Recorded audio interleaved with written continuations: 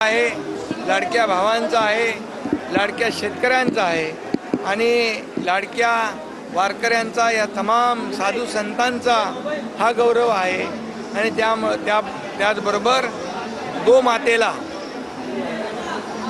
राज्यमाता मानणाऱ्यांचा आहे आणि म्हणून मी त्यांचा खूप खूप आभारी आहे।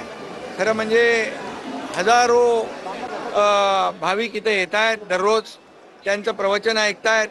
इथे होम हवन सुरू आहे आणि जवळपास 33 करोड या ठिकाणी गोमातेला आहुत्या दिल्या जाणार आहेत आणि हे अतिशय पवित्र आणि हे असं मंगलमय हे वातावरण पाहून प्रत्येकाचं मन भारावून जात आहे। इथे जवळपास 500 विद्यार्थी वेधशाळेतले आले आहेत आणि वेद शिक्षण देण्याचं देखील या ठिकाणी शंकराचार्यांचा जे काही उद्देश आहे तो उद्देश देखील सफल होईल। आणि खऱ्या अर्थाने त्यांचा उद्देश एकच आहे की या देशातली जनता सुखी होऊ दे, समृद्ध होऊ दे। तसंच आमच्याही मनामध्ये आहे कि महाराष्ट्र सुखी समृद्धी आनंदी हो।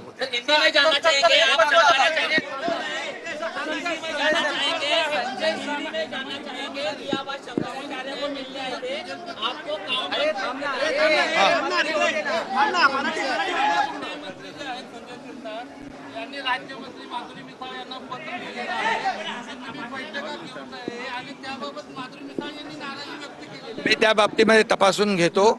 आम्ही सगळे मंत्री, सगळी एक टीम आहे, मुख्यमंत्री महोदयांच्या मार्गदर्शनाखाली आम्ही कामकाज करतोय, एक टीम म्हणून काम करतोय। त्यामुळे ही माहिती घेऊन त्यामध्ये जे काही योग्य आहे ते होईल।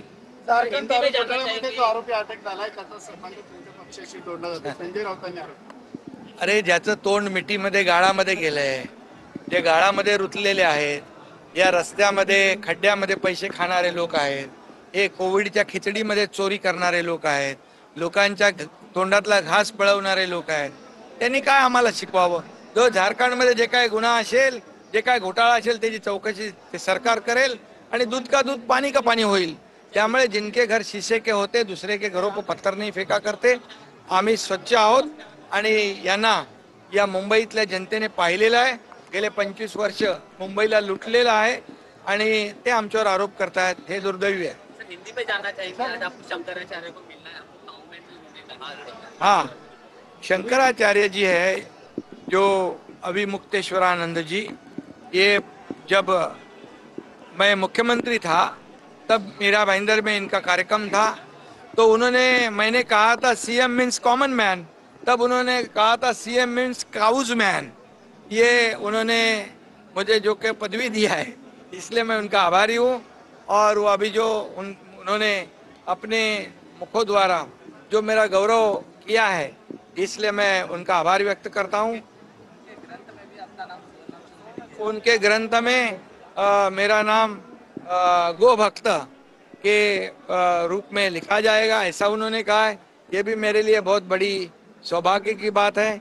ये जो गौरव है मेरा अकेले का नहीं है, मेरे तमाम महाराष्ट्र की लाडली बहना है, लाडले भाई है, लाडले किसान है और गौ माता को मानने वाले सभी भक्त है। ये महाराष्ट्र की जनता का गौरव है, इतना ही मैं नम्रतापूर्वक कहूँगा। ये मेरे लिए बहुत बड़ा स्वामी जी का ये आशीर्वाद है, इतना ही मैं कहूँगा।